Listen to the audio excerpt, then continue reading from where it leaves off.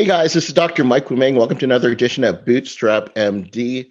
Today we're going to be talking about loans. Now, I know as physicians, loans tend to follow us wherever we want, but if you're looking to start a new venture, maybe you're looking for, consolidating some credit cards, or maybe you're just needing a personal loan, maybe getting through some tough times, you're starting off as a new doctor and maybe just need some help. Well, there are some options.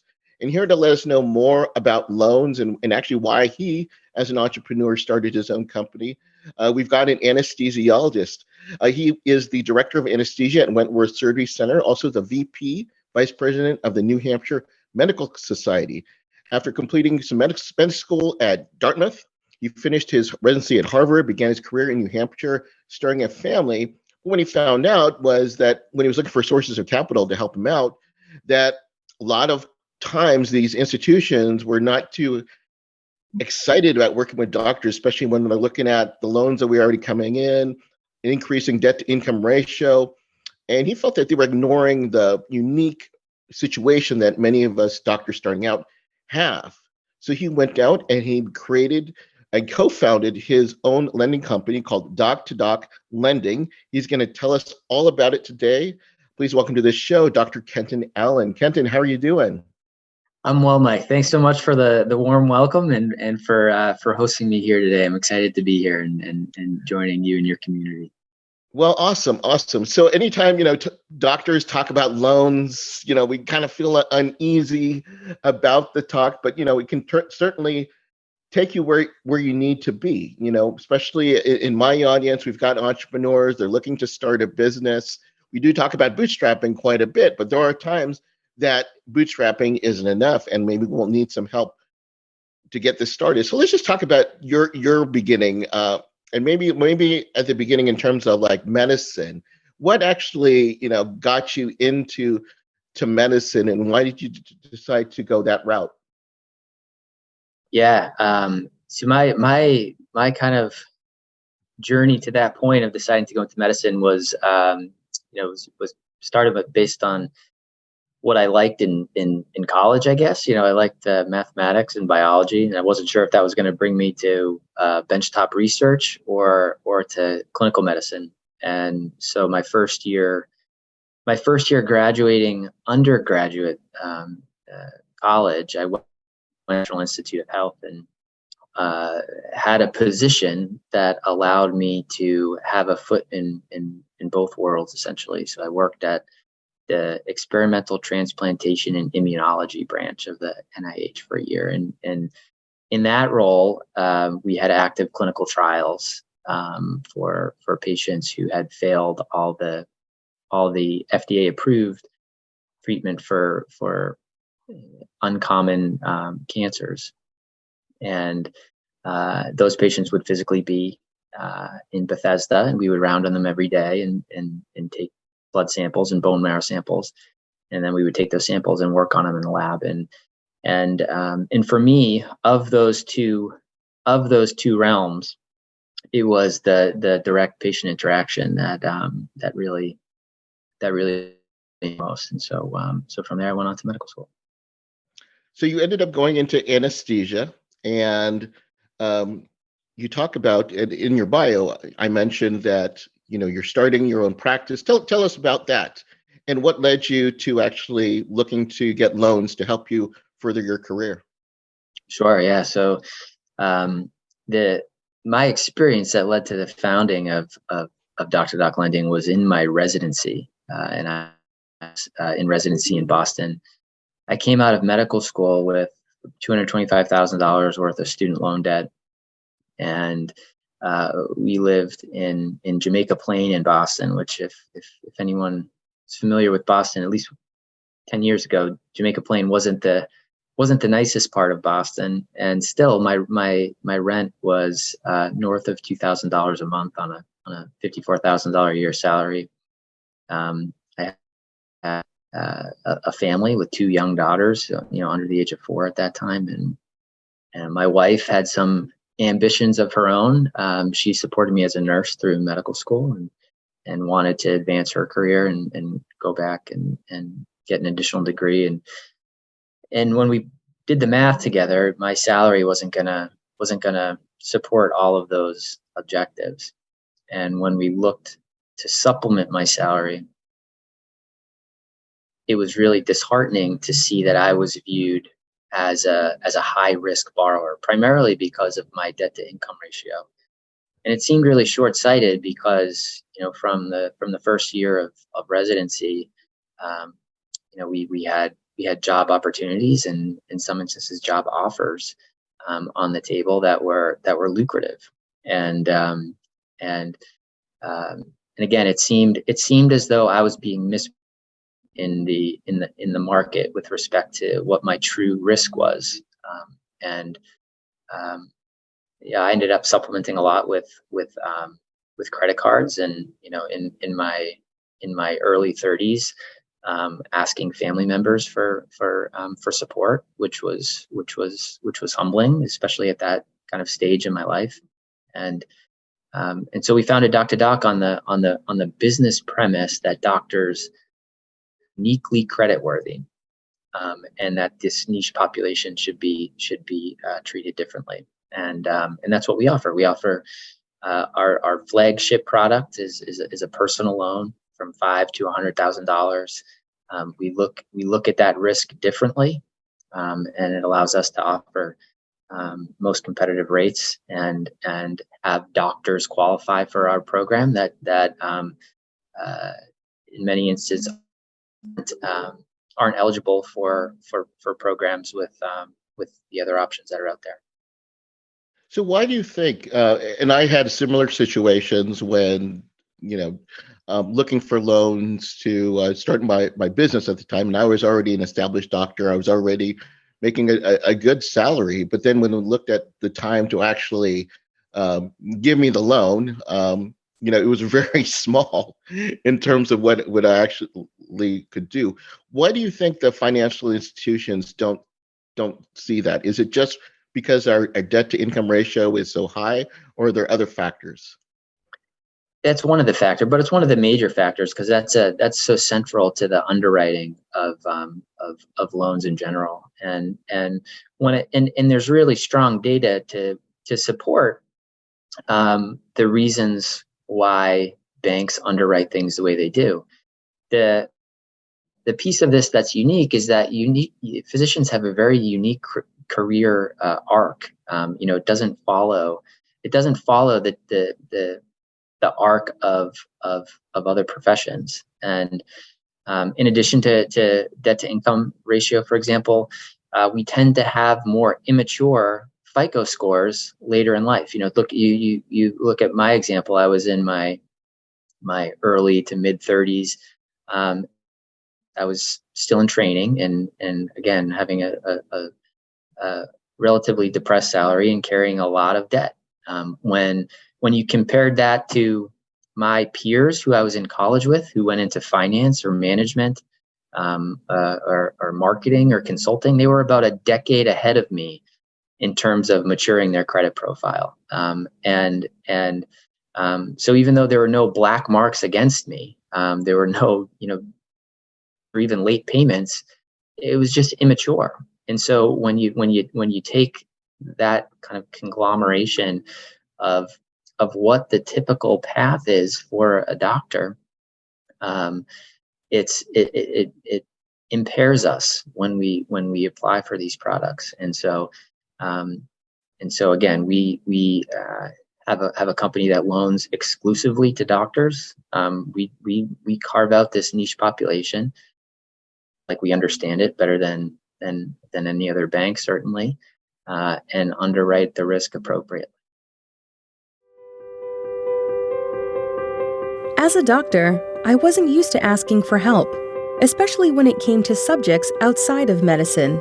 But then I found physiciancoaches.com. In an instant, I found hundreds of experts to help me in all aspects of life. On areas I was afraid to ask: dealing with burnout, starting a side gig, money management, even help with my marriage. And the best part?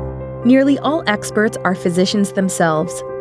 After reading their profile and a quick chat, I knew I found the right mentor for me.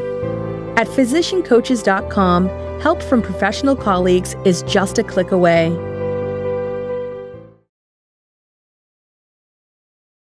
Now, one of the things that I kind of harp on, and I still see it today, is that, as physicians, we get hardly any financial education whatsoever.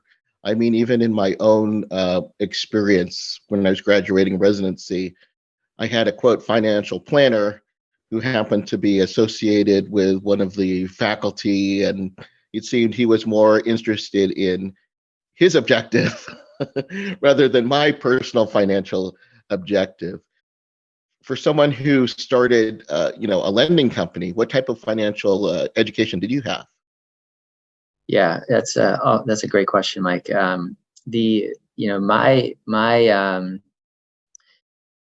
My background when I was in medical school, I was kind of fortunate enough to be entering medical school right at the time that Dartmouth was trying to promote their dual degree MD MBA program. And at the time, it was a difficult sell to the medical students, and it was difficult because there was a split in the faculty, not just at our medical school, but kind of across the country, that anyone who was going into or had an interest in business, sure about whether they were serious about a career in medicine. And so a lot of the medical students were weary about applying and kind of matriculating into that program. And because the school really wanted to promote it as a way to create leadership, physician leadership in medical industry, they established a scholarship program, and it was through that I completed that MBA degree, and it opened my eyes a lot to how the world works and how money flows, and how businesses, not just within medicine, but in general, businesses are incentivized by money. And it gave me that background to understand the industry. But more than anything, Mike, it gave me the confidence to start something when the opportunity arose. And I certainly didn't have a background in banking. I co-founded the company with a co-resident of mine, also an anesthesiologist who practices interventional pain medicine. And between the two of us, we both had that experience of having an MD, MBA background. But again, we didn't have a banking background. But what we did have was that we could start a company. And that we could supplement the gaps in our knowledge with really smart people who shared our vision or excited about what we were building, and that's been the case for the last 6 years now. So at the time of this recording, obviously, there's been a financial upheaval of late. We know about banks, some banks are getting out in trouble, like the Silicon Valley Bank. Can we talk about your loans? So who funds your loans? Is that something we can discuss? Absolutely, yeah. I'll expand on the answer a little bit because it's changed over time. When we started and founded this company, we made our loans through a pilot program purely through fundraising. $2 million when we started the company. And we used that $2 million to make loans to doctors. And the purpose of that was to prove that our business supposition that doctors are uniquely creditworthy, that could be proven out over time. And it was accelerated through the COVID pandemic, Mike. So at the peak of the pandemic, there was about a 14% impairment rate in the personal loan industry, meaning that defaults, delinquencies, payments, which is very high. It's a high number of impairments, and it's kind of understandably. Now, compared to our portfolio, which at that time had grown well beyond $2 million, across the entire portfolio, we had 0 defaults, 0 delinquencies, and we had 0 30-day late payments, wow. which is because a lot of medical practices, the business owners that we lent to were impacted by the pandemic, and yet everybody was maintaining their loan with us and making those payments despite that. And so it really kind of gained the attention of the industry. And since about the beginning of 2019, we've had what's called a debt facility, whereby we pull money from a fund, supplement cents on the dollar with our own fundraising to fund those loans. So we have a few partners that supply that debt funding and believe in our mission and allow us to keep our product as competitive as it is. So, okay. Great. So let's talk about, we mentioned, the different types of loan you offer. You mentioned your most popular one is the personal loan. Can we talk more about that? Yeah. So, the personal loan was where we felt the industry was the mismatch between the true risk and the kind of calculated risk had the biggest discrepancy. And so that was the product that we really founded the company with. And the benefit of the personal loan is it can be used for any reason. We're underwriting an individual and not a business entity. And so it's right in line with our supposition that doctors are uniquely creditworthy. That product, as I mentioned earlier, is between $5,000 and $100,000. We have fixed terms. We have no prepayment penalties, and the process is extremely easy to go through. It's about 3 computer screens, can be done in about 5 minutes. Funds arrive in the applicant's bank account in between 5 and 10 business days. You mentioned earlier that there's kind of a cringe when we speak about loans in the doctor world because we tend to use them and have to use them to go on this career arc, and we share that sentiment. We want everybody to get the right product to fit the need, and at times a personal loan isn't the right product for what someone's trying to achieve. And to try to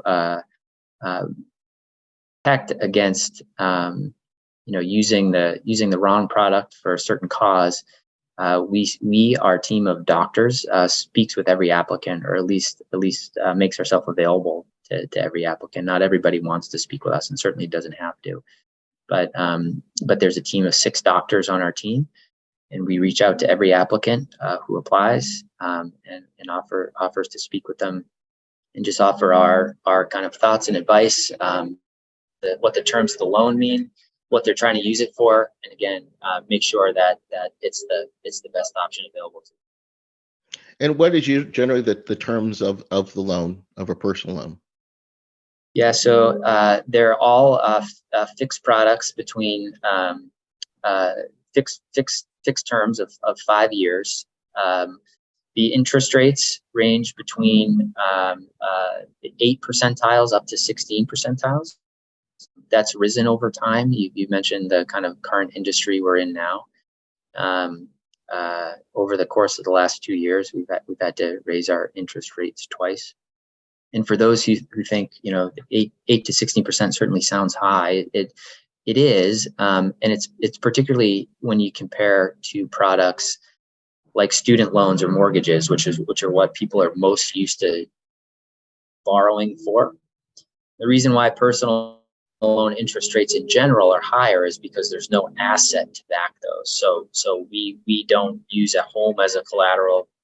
In the case of student loans, those are backed by the federal government. These are really loans for any purpose, and there's no collateral associated with them. And so as a product in general, those rates tend to be a little higher. And I'd encourage people who think it might be a appropriate product for what they're to do, to see what's out there and compare rates, and confident that you'd find ours are as competitive as they come. And you said you could get it done in 5 minutes. There's some confusion that we hear between soft pulls and hard pulls. What do you usually assess when you're looking at someone for a personal loan? Yeah, so we count a lot of those factors that I mentioned earlier. For example, we do not use FICO score in the underwriting of our loan. What we do is we pull out the threads of the FICO score that we feel are relevant, and we leave out those that we feel don't apply or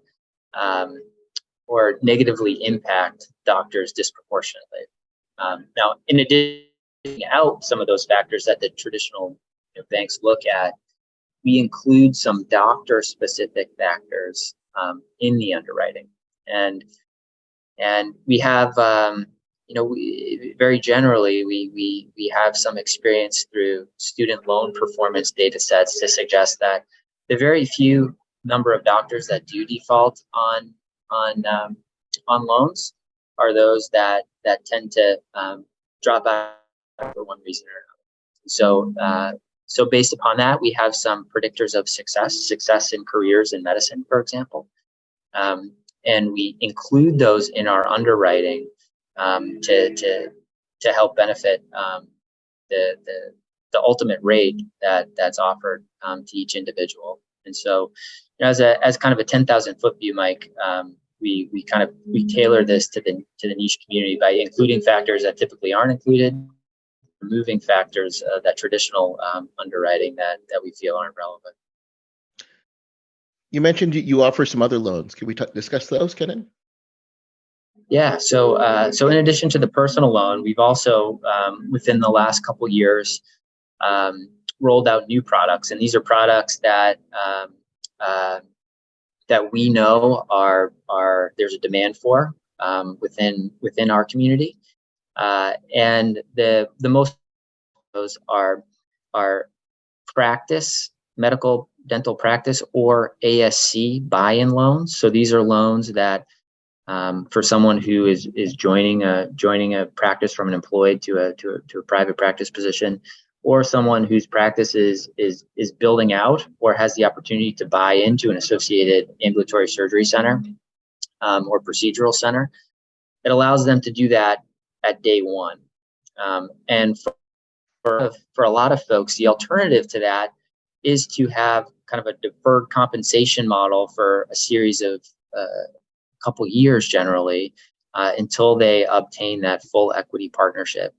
And by being able to fund the purchase of that equity at day zero, it allows them to recognize the growth and value that they bring to the practice.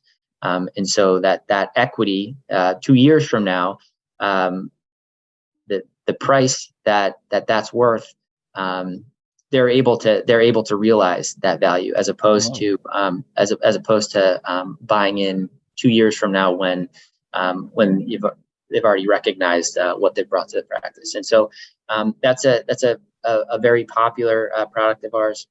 We also have a business line of credit, particularly for not just medical and dental practices, but entrepreneurial businesses that have since for 2 years. And this allows a lot of pressure to be taken off of businesses, particularly with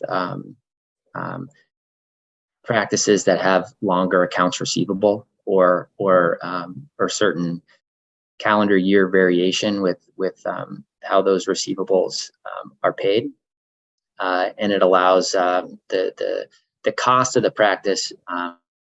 Some of that can be pulled from the business line of credit when there's a capital crunch.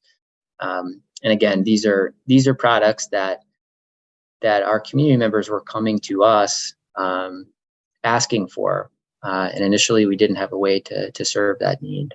But again, through the partnerships we've built, we do now. And so again, the personal loan continues to be kind of our primary product. But as we learn more about what the needs are, we've rolled out new products, and those are two of them more popular. Now, as a doctor, and I know it's just not me, but I always seem to getting more, loan offers in the mail and email, and I'm sure you do too, even though you have a lending company. Putting yourself back to when you were starting out and looking for different loans, what should doctors be looking at when they're assessing a loan company? Yeah, good question. And it's true. We kind of go from being the ugly duckling to being the swan that everybody wants. The there's a couple of key pieces to look at when you look at comparing a loan to make an apples to apples comparison. The first is understanding the difference between an APR and an interest rate. APR being annual percent rate. And the difference between the APR and the interest rate is that the APR is inclusive of all the fees associated with that loan. And companies that make loans are allowed to market what their interest rate is, which is not inclusive of all the fees. And some common fees are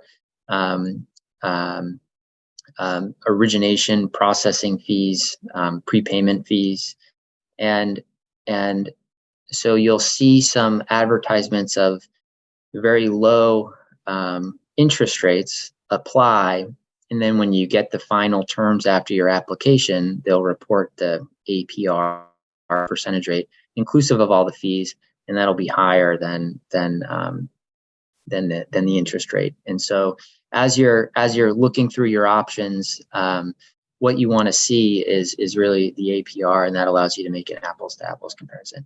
The second is the loan term. So in general, the longer the term of the loan, the higher the interest rate will be. The benefit of a longer term is that from a cash flow perspective, the monthly payment will be lower. And the benefit of a lower monthly payment is obviously that it's less strain on a month-to-month basis. But again, the longer that term, the downside is the more interest you pay over the full life of that loan. And so, again, as you're making decisions about what's the best product for you, you want to look at the length of the term. Look at it from two perspectives. One, what the monthly payment is to ensure that that's a monthly payment that's feasible. And then secondly, what's the total interest you'll pay over the loan? And again, in conjunction with what's affordable on a monthly basis, choose the term that allows you to pay the least amount of interest over the entire term. And then lastly, Mike, a really important point is the prepayment penalties.